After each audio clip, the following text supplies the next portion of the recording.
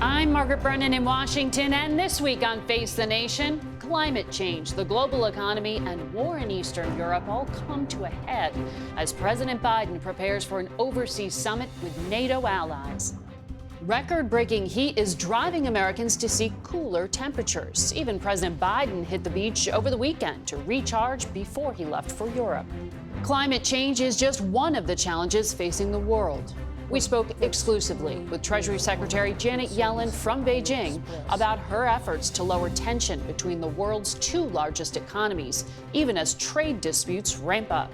The war in Ukraine reached the 500-day mark as President Biden made what he called a difficult decision to send controversial cluster bombs to help defeat the Russians. Delaware Democrat Senator Chris Coons and Ukrainian ambassador to the U.S., Oksana Markarova, will join us. Plus, we'll take a look at a new push by the nation's governors to help children's mental health with Utah's Republican Governor Spencer Cox. Finally, after a brutal week of blistering temperatures, can it get any hotter? The answer is yes. NASA's chief scientist, Kate Calvin, will be here to explain why. It's all just ahead on Face the Nation.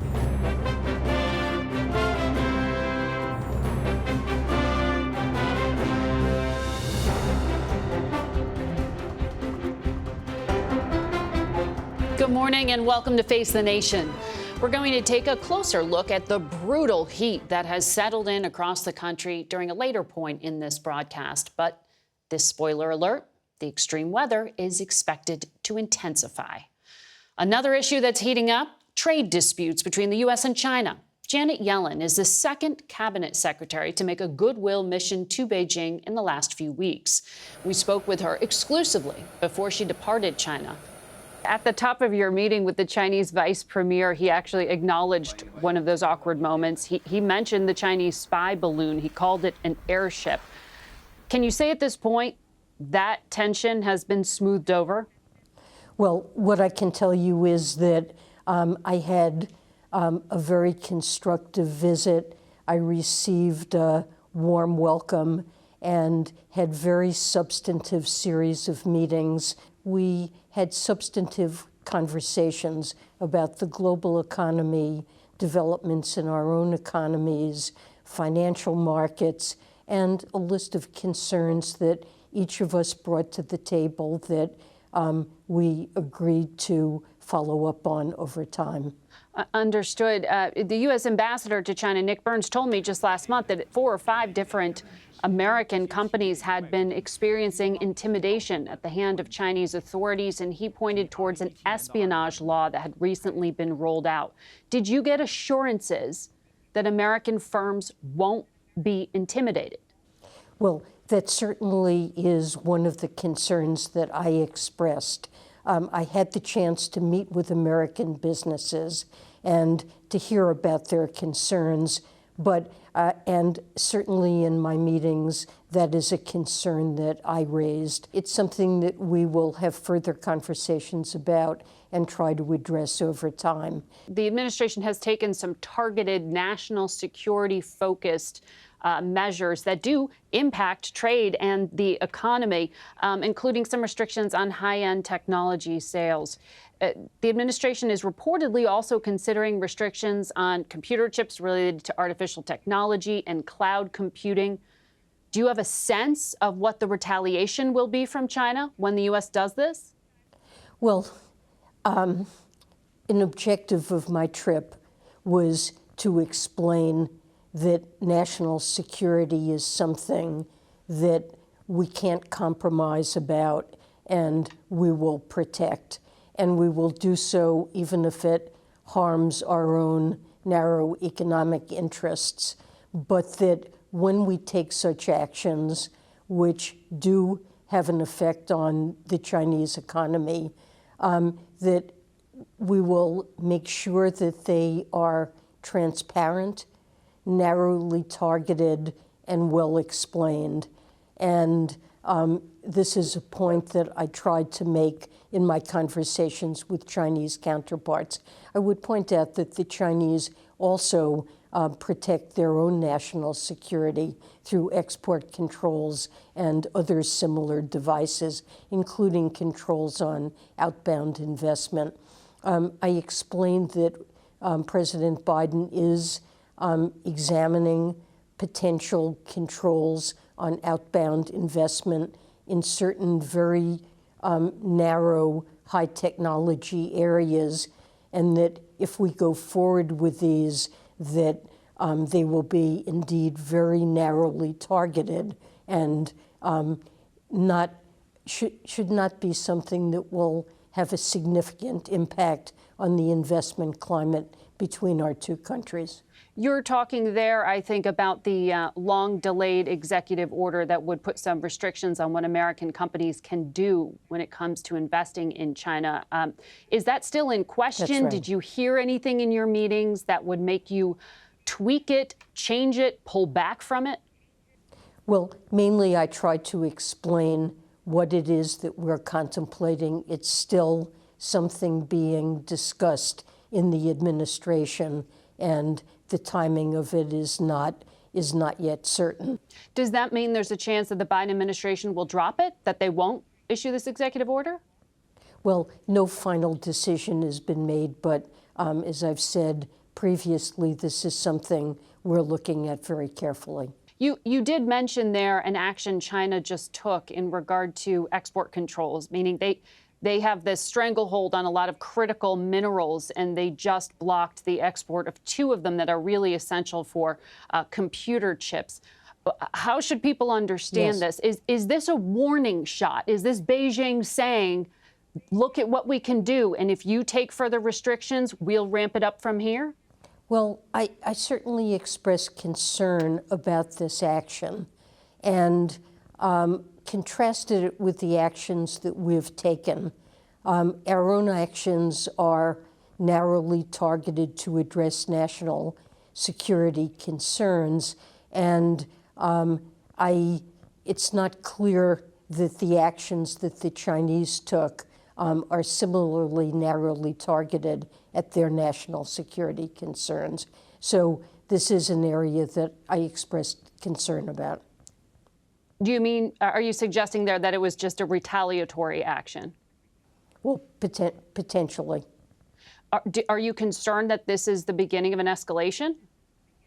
Well, my purpose is to make sure that we don't engage in a series of unintended escalatory actions that will be harmful to our overall economic relationship with one another.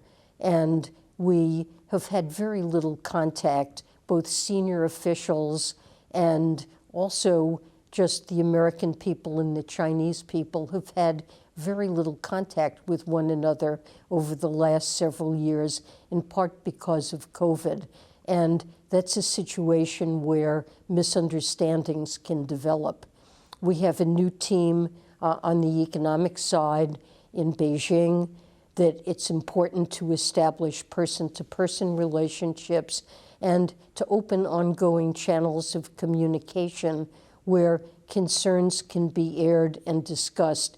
And I do think my trip has been successful in forging those relationships and creating the opportunity for a deeper set of more frequent contacts at our staff levels.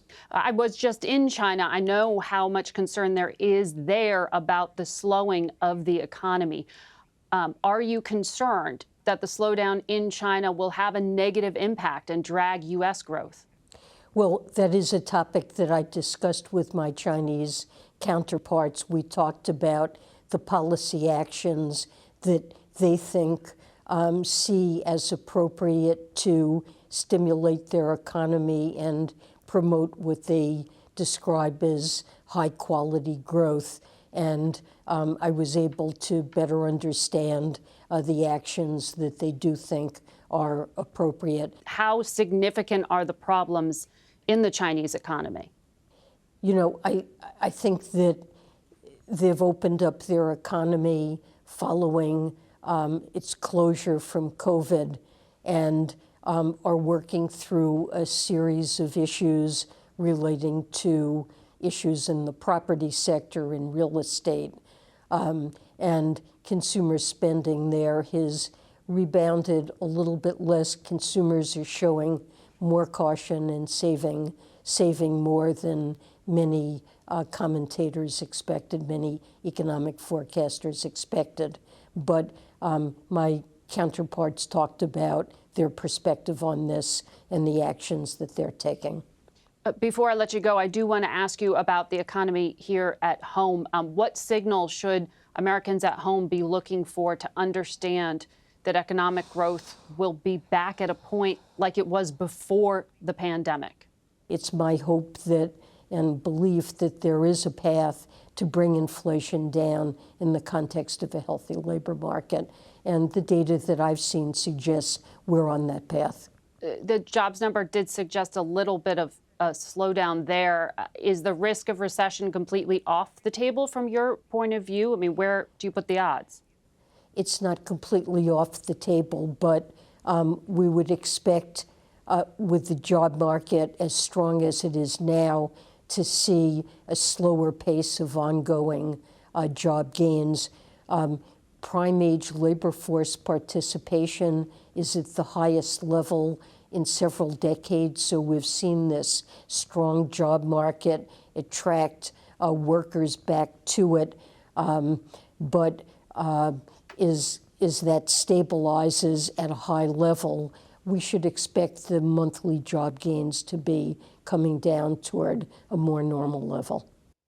And you can see our full conversation with Secretary Yellen on our website or our YouTube channel. We turn now to Delaware Democratic Senator Chris Coons. Good morning. Good to have you here. Good morning. Great to be on set with you, Margaret.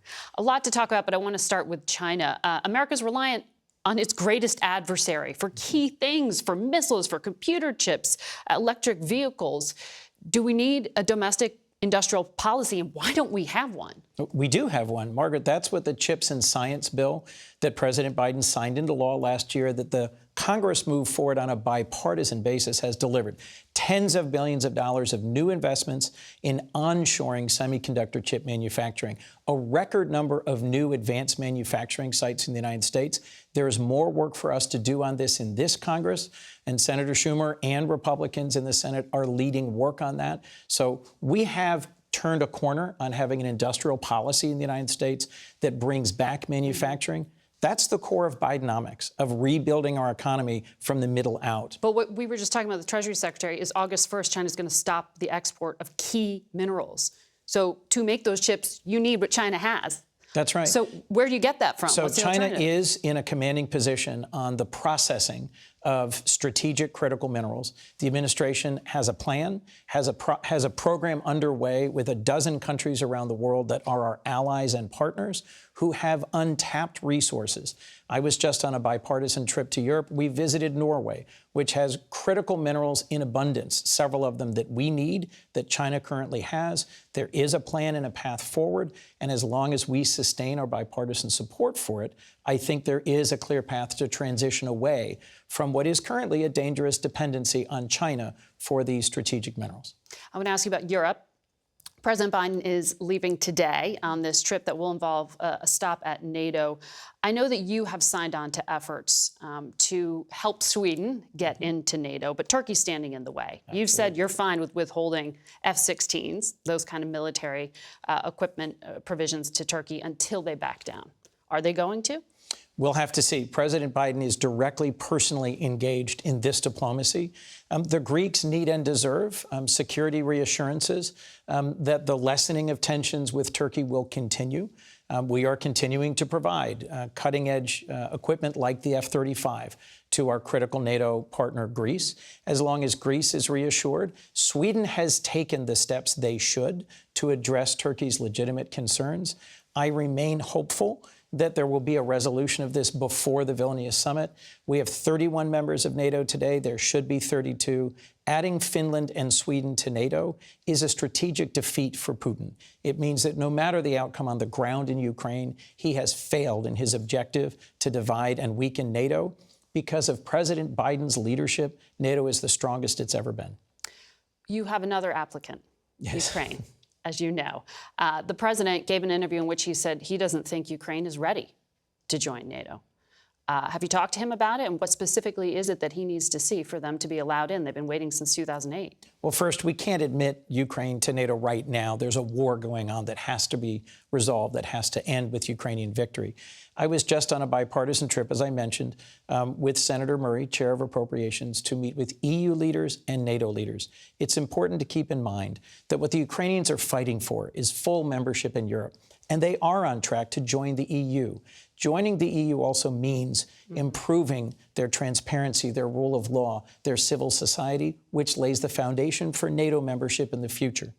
Well, President Zelensky has said he knows it's in the future. It's not drawing the United States into a war, in other words, if he were to get in this week, which the White House said he won't. But the president also said something about an Israel-style assurance of defense for Ukraine. That sounds very open-ended. We give billions of dollars to Israel. What does that mean for Ukraine? Well, there has to be a security guarantee for Ukraine going forward. For them to be conceivably admissible to NATO, their equipment, their training, their military has to be up to NATO standards. And we are moving them in that direction. But I'll remind you, back in 1994, in Budapest, the US, UK, and Russia persuaded Ukraine to give up their nuclear weapons in exchange for a commitment to a territorial security guarantee. Some sort of security guarantee for Ukraine has to be on the far side of this war, where so many Ukrainians are fighting and dying bravely to push back out the Russian aggressors who are occupying 20% of Ukraine today. But you don't expect any firm assurances out of this week's summit? No timeline, no specifics? Well, that's a decision for 31 NATO members to make. My hunch is they'll make real progress on Sweden accession. They'll make real progress on sustaining our critical support in the middle of this counteroffensive. But I don't think they'll leave Vilnius with a specific timeline. President Biden said that Ukraine's military is running out of ammunition, and that was a factor in his decision to greenlight providing cluster munitions. Do you think that morally justified his decision to do this? I do. This was a very hard decision. The president he listened to all sides. Did you speak to him about it? I did not speak directly to him about this decision. I weighed in indirectly through folks in his core team, but bluntly, he looked at several different core factors. First, we are running out of 155 artillery munitions, and they are burning through them at a remarkable rate, 6,000 to 8,000 a day. That's 1 million a year. We have a plan to bring back online the manufacturing of 155 shells at scale, but that won't happen for months. They are at risk of losing this counteroffensive if they run out of their shells. We have a large stockpile of 155 shells that are cluster munitions. It's the Ukrainians who are asking to be able to use these on their own soil. They've committed to monitoring their use, to remediating them after the war. And frankly, they will be tactically helpful against dug-in Russian troops that are behind large minefields. So weighing all of those factors, the president made a tough call that I will support. You will support. I want to ask you as well about Iran. The president's envoy to Iran, his name is Rob Malley, and he told CBS that he is on leave right now pending a review of his security clearance. He's so central to the nuclear talks and also the point of contact for the hostage families. Have you been briefed on what's happening? I have not. On his security situation, I have not. Because in your key role on Senate Foreign Relations, I would imagine there is some oversight. There is some reporting that the FBI is now involved. Are you concerned? How should people understand this? Look, I can't share anything about the FBI and what they are or are not doing with regards to the special envoy. But there is a lot of concern and interest in Congress on that committee and others about the status of any potential negotiation with Iran. The Iranians are providing the Russians critical drones and munitions for their aggression in Ukraine. I think that puts even greater tension on any possible conversations between the United States, our regional allies, and Iran. And I do think we need a briefing to update the members of Congress. On this matter as well as the talks. Do you think that the president should meet with the families of those hostages in Iran? They have been asking for some time. Look, you know I'm an advocate for the hostages, broadly speaking. Jason Rezaian, who was held in an Iranian prison for more than 500 days, came home and received an IRS bill in the mail as a result for unpaid taxes. I just introduced a bipartisan bill to get rid of those undue, unexpected, unreasonable harms. Yes, I think the president should meet with hostage families. He has a lot on his plate. He has been a strong advocate for recovering Americans from overseas. As you know, his administration led the return of Brittany Griner. I am hoping that there will also be some movement in the case of a Wall Street Journal reporter who is unjustly imprisoned in Russia as well. Evan Gershkovich. Evan Gershkovich. Do you have reason to believe that that is moving forward?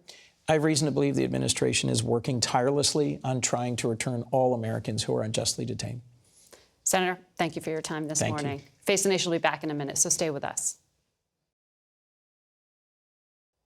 Now to the latest in Ukraine. Senior foreign correspondent Charlie D'Agata is in Kharkiv with more. This morning, a tribute by President Volodymyr Zelensky and Polish President Andrzej Duda in western Ukraine, marking the World War II massacre of tens of thousands of Poles at the hands of Ukrainian nationalists, now united in memory of the victims. Zelensky marked day 500 of the invasion yesterday in a visit to Turkey to bring back home the commanders of Ukraine's Azov Brigade. Having surrendered to the Russians after the siege of Mariupol, under a deal they were to remain in Turkey until the end of the war.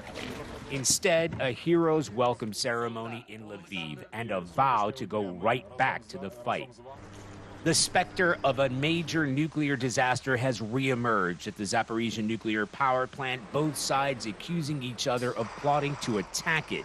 Ukraine says Russia is exploiting the threat as a deterrent to the counteroffensive, which has become a relentless grind against an entrenched enemy. Commander Stanislav tells us it's been tough. The enemy doesn't sleep. In the year or so that they invaded us, he says, they have learned how to fight. It's one reason Ukraine requested the controversial cluster munitions to help break through Russian defenses. But Ukrainians know firsthand the devastating effect they have on the civilian population. The prosecutor's office in Kharkiv has collected a mountain of Russian missiles and rockets allegedly used against civilian targets here. And we're told this is one of many Russian cluster bombs found here in the Kharkiv area. As it descends, it opens up, ejecting smaller bombs, expanding across a wide area. They're the same kind of weapons suspected in yesterday's shelling in the eastern city of Lyman. At least 8 civilians killed, many more wounded. Those cluster munitions will likely come up among NATO partners in Lithuania this week. As for Ukraine, they're obviously hoping for continued support and ultimately a path toward NATO membership. Margaret? Charlie D'Agata, thank you. We'll be right back.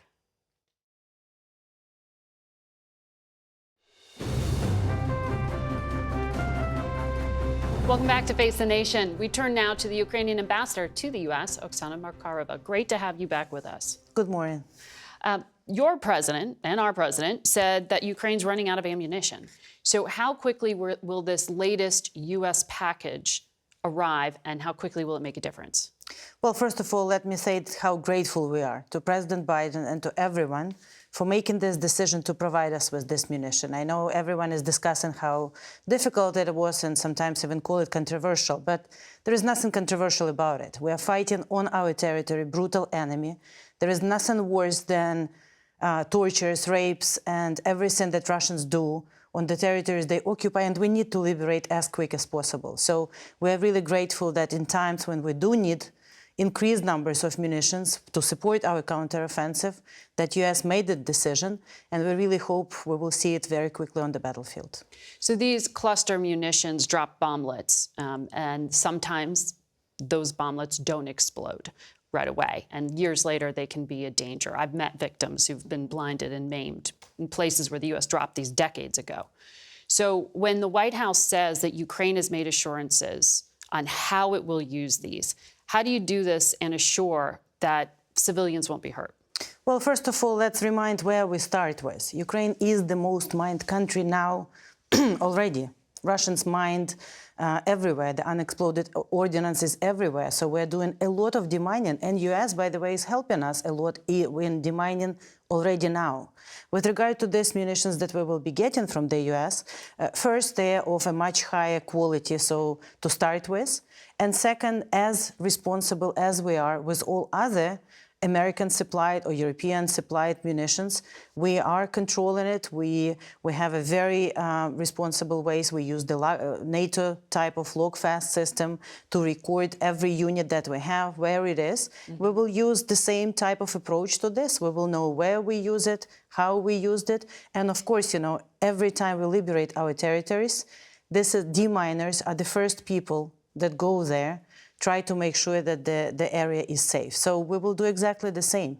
And I imagine Russia uses these on civilian areas. I have to imagine Ukraine has pledged not to do that and only to use them on soldiers. Oh my God, they use this and phosphor and everything else specifically on civilian areas and destroying civilian areas. And that's we will not use it in civilian populated areas. That's the war crime aspect that Russia has been criticized for on this. When you heard President Biden say Ukraine's not ready for NATO membership, what did you think? We are getting ready for NATO membership. We know and we're doing very difficult reforms, even as we fight for it. What we're definitely ready for is for invitation. And I think, with regard to the NATO membership, if you look at any aspect of it, Ukraine is very ready in a number of aspects. And if there is something that is left there, we can sure do it later on. But we are discussing now about the invitation. You know that in 2008, the open door policy towards Ukraine have been adopted. We want not only the door to be open, we want to be invited to come in. Well, the White House seemed to close the door on that part of the invitation at least, but eventually allow for Ukraine to join NATO. That seemed to be the signal White House was sending on Friday. Well, the discussions are still ongoing, and of course, it's the discussion that requires 31 countries to agree. And again, as with the European Union membership, there is a path towards the European Union. We are a candidate country, and we are working towards our full membership. Similar approach we take with NATO. We want to be in NATO. The majority of Ukrainians support Ukraine in NATO. This is in our constitution. And we have done the majority of reforms already to be NATO eligible. We are ready to continue on that path, and we would like to see that our friends in NATO are together with us on this path. This week, the largest nuclear plant in Europe, once again, was very much in focus on the front line of this conflict. Your president says Ukraine has intelligence showing that Russia will try to blow it up, that it has mined the area. The UN watchdog says they've only been able to search parts of the area. So far, it looks okay, but there are two key reactors they want access to. What is the level of risk right now? The level of risk there is consistently high since March 4th, 2022, since Russians illegally occupied Ukrainian nuclear station. So we just have to be very clear from the start, every time we discuss Zaporizhzhia nuclear plant, the largest nuclear plant in Europe, that the only source of risk there is Russia. You add to that Russia's absolutely irresponsible withdrawal or suspension of the New START treaty, their decision to deploy the tactical nuclear weapons in Belarus, and it's clear that we are dealing with a nuclear terrorist. Now, look at Chernobyl station, which they also grabbed since they invaded us in February 22. As soon as Russians are out of there, there is no risk. Similar here, we all have to work together to get them out. Because again, let me remind you about the Kakhovka Dam destruction, which Russians did, knowing how devastating it will be. So the intent, and there is no red lines for them there. We just have to stay focused and get them out from the station. As soon as it's in Ukrainian hands fully again, there will be no risks. Does Ukraine support what the UN's calling for, which is, sort of a safe zone around it so that Ukraine isn't shelling in the area and neither is Russia? Look, all Ukraine should be demilitarized from Russian military. So we have to get them out from everywhere in Ukraine, not to allow them, create some safe zones for them inside Ukraine. We are very responsible, as you have seen during all this period, towards the Zaporizhzhia nuclear station. But the only answer to that problem is no Russians there. It's Ukrainian territory, it's Ukrainian station, and there should not be occupiers, brutal occupiers there. We will be watching what happens this week at NATO, and so good to have you back with us, Ambassador. We'll be right back. Thank you. We turn now to the Republican governor of Utah, Spencer Cox. Thank you for being here. Thanks for having me. It's good to talk face to face. I know you're on this coast because of the National Governors Association and meetings there. And the group's putting some special focus on mental health, but broadly protecting kids. When it comes to children, firearms are the leading cause of death among kids. The Salt Lake City Tribune pointed out that at the state level, there's been an impulse to ban dangerous things for kids on many levels. You've talked about social media. You focused on transgender issues. But that doesn't extend to firearms, even at the state level. Why is that? When you look at the gun numbers in the state of Utah, those numbers increasing are not being driven by people getting caught in the crossfire or kids shooting each other. It's being driven specifically by mental health and suicide issues. Now, we're doing more to help keep guns away from kids, keep them locked up. But what is it that's driving that desire to say life is not worth living anymore? And how do we as a society collectively work to make sure that kids know that it is going to get better and there is a reason to stay here? That's a huge focus for us as well. Your state is the first, as I understand it, to restrict social media access by minors, although that law doesn't go into effect until March of next year. Correct. You just had this judge this week make a determination that the Biden administration should be prohibited from discussing with social media companies anything that encourages, pressures, or induces in any manner the removal, deletion, suppression, or reduction of content. Is that ruling going to affect what you are trying to do at the state level to protect young kids from harmful content? I don't think so. I don't understand. That's more of a content restriction.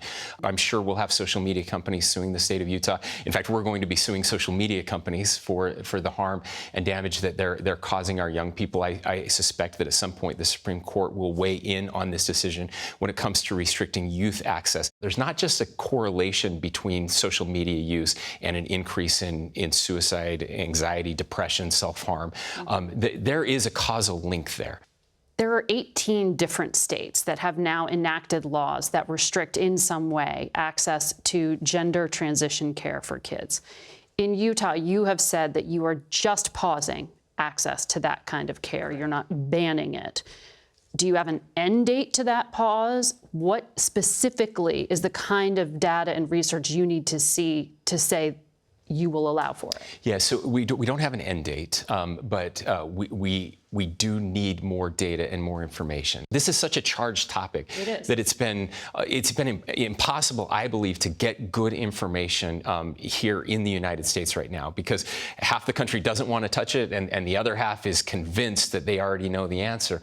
And so I've really tried to look elsewhere at conversations that are happening in other countries, specifically in Europe, around this, where it's not quite as charged, looking at Sweden and Finland and France and the UK, other countries where they don't have the same culture war battles that we're having here. And they're also pushing pause. I mean, many of those countries are saying, look, this is... specific part of it?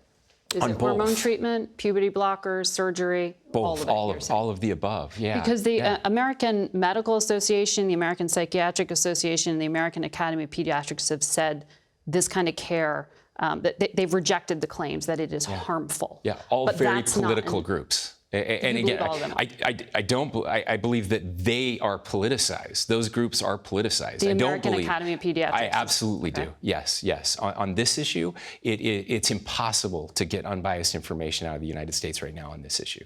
I just don't believe it. So just on the numbers, of 73 million children in the U.S., there were just 56 genital surgeries related to dysphoria between 2019 and 2021, according to the study by Komodo Health and Reuters. Yeah, do you have the numbers on hormone therapy and in those puberty years? blockers? What is the number? They're exploding. We went from like 10 years ago to several hundred this past year. I mean, those numbers, and again, in this Utah? is in Utah alone. Yeah. And you don't know what's driving Well, the that's what these scientists in other countries are actually trying to figure out, where in the United States, we're putting our head in the sand and saying, we're not even going to talk about this or look about this. You can't even have a discussion about it. In other countries, they're saying, something is happening. Hundreds in my state, thousands all across the country that are making requests for this. And they're presenting with several other mental health issues as well. In the numbers we saw, the trend is definitely up, but they're still pretty small in terms of surgeries and mastectomies. But only in terms of surgeries. Data. Yeah, the other data, and you can look anywhere, this is not unique.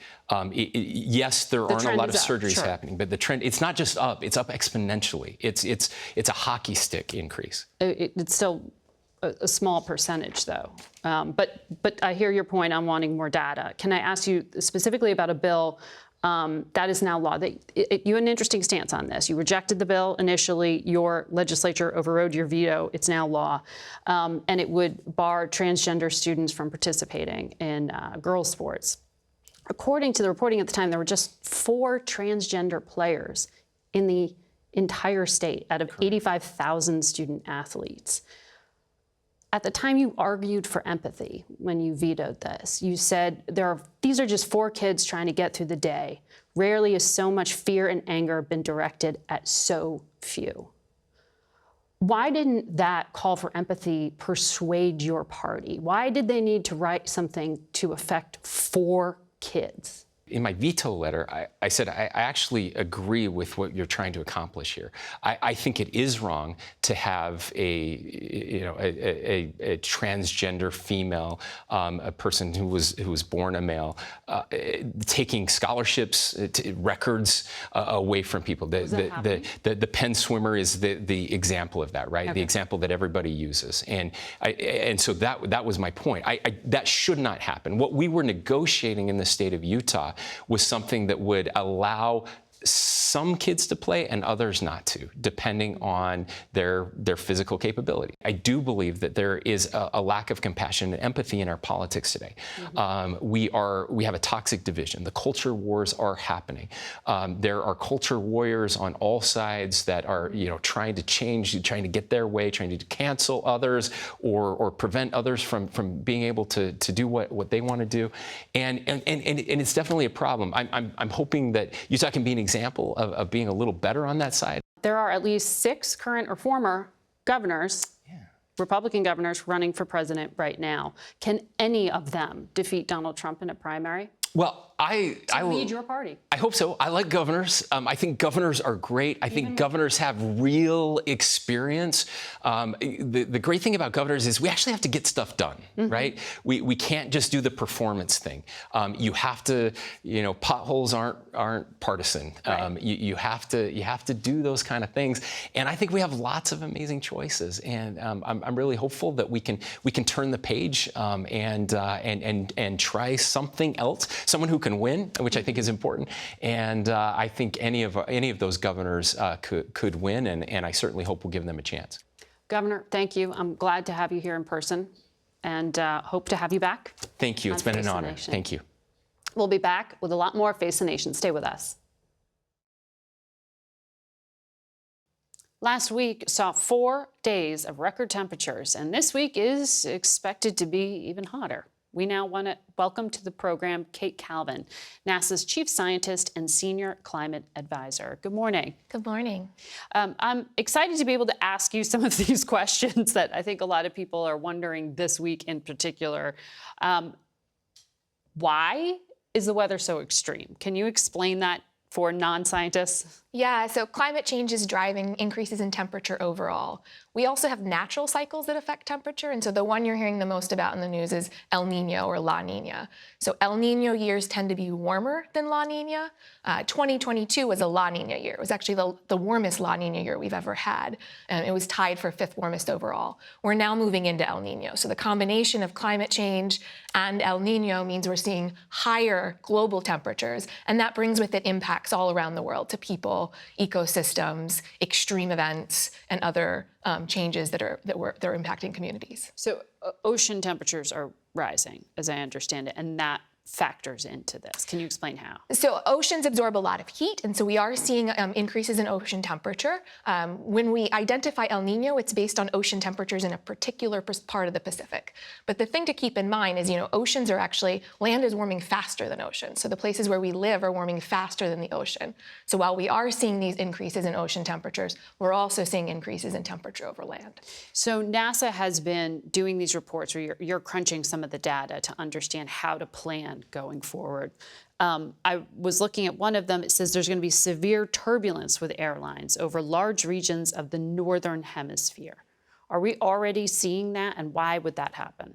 So we are experiencing impacts of climate change everywhere around the world right now. There's different impacts in different regions. I think what's important to keep in mind is that climate change is more than just temperature. It's also affecting things like the water cycle. So we're seeing more heavy precipitation events, more droughts. We're seeing increases in extreme events like storms, and we can see those, and those impact how we travel, human health, agriculture, and all aspects of our lives.